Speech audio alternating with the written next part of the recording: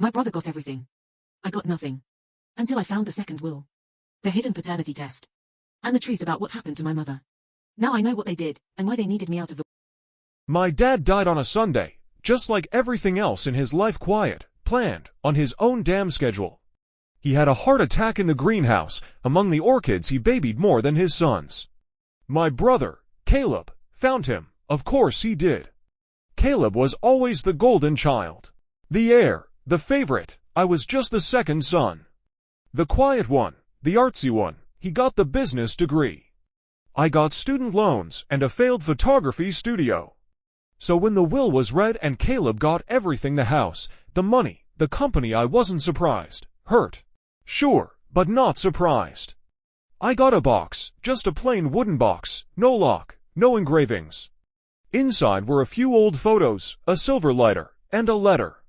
The letter was from my father, handwritten. His writing was clean, almost too clean, like he'd rewritten it a dozen times. To Michael, I know this feels like a betrayal. I can't explain everything now, but if you want answers, go to the cabin. Bring the lighter. Trust no one. Not even Caleb. I reread it 3 times. The cabin. Our old summer place, up in the woods 2 hours north. We hadn't been there in over a decade, not since Mom disappeared. I still remember the last day we were there. I was 12, Caleb was 15.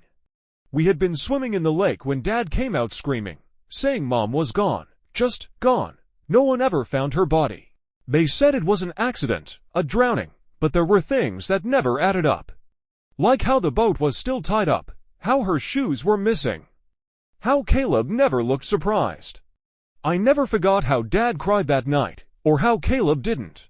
So now, standing there with the lighter in one hand and the letter in the other, I made a choice. I was going to the cabin. The cabin hadn't changed much. Same creaky porch, same moss-covered shingles, same scent of pine and damp wood. I half expected my mom to walk out with a lemonade in her hand. Instead, I found silence, thick and heavy. I unlocked the front door with the spare key hidden behind the firewood, stepped inside, and felt that familiar chill. The air was stale. Furniture covered with white sheets, dust everywhere. But the place didn't feel abandoned, not completely. There were fresh footprints in the dust. Someone had been here recently. My heart pounded as I moved through the rooms, looking for some kind of clue. I had no idea what I was supposed to find. And then I remembered the letter. Bring the lighter. I pulled it out of my pocket, flipped it open, and click.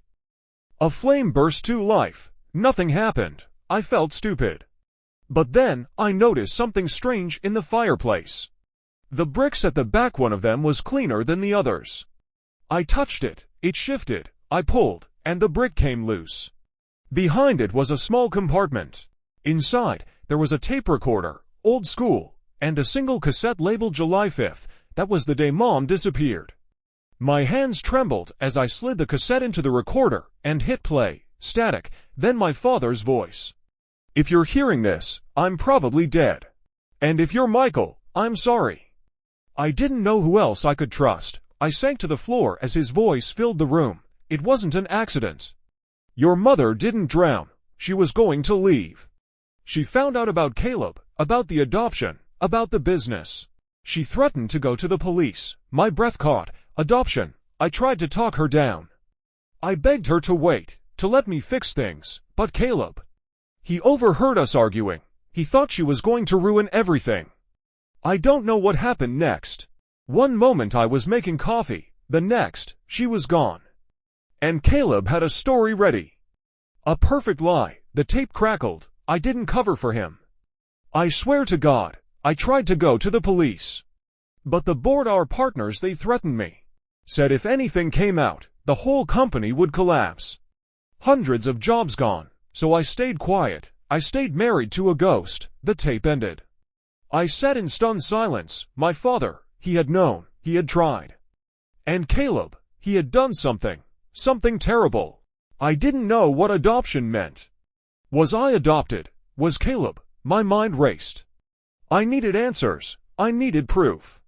So I did something stupid. I called him. Caleb answered on the second ring. You shouldn't be there, he said. His voice was cold. You went to the cabin, didn't you? I found the tape, I said. Silence, then a low sigh. You always had to dig, didn't you? Couldn't just let things be. Did you kill her? I asked. Is that why Dad left you everything? To keep you quiet. You don't know what you're talking about, he snapped. Come home. We'll talk. No, I said. You come here. Another pause, all right? I'll be there by morning. I ended the call. I didn't sleep. I couldn't.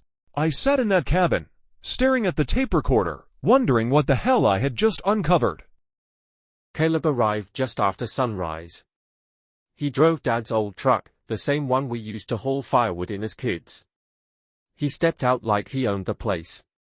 Confident. Calm. Like he hadn't just been accused of murdering our mother. I didn't say anything at first.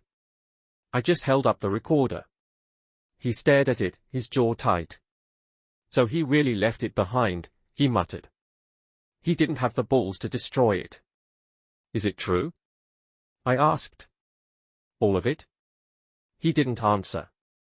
Instead, he walked past me, into the cabin, and sat down at the kitchen table like it was just another Sunday. Dad was weak, he said finally. He was always afraid of losing everything. Afraid of scandal. Afraid of the truth. So what's the truth?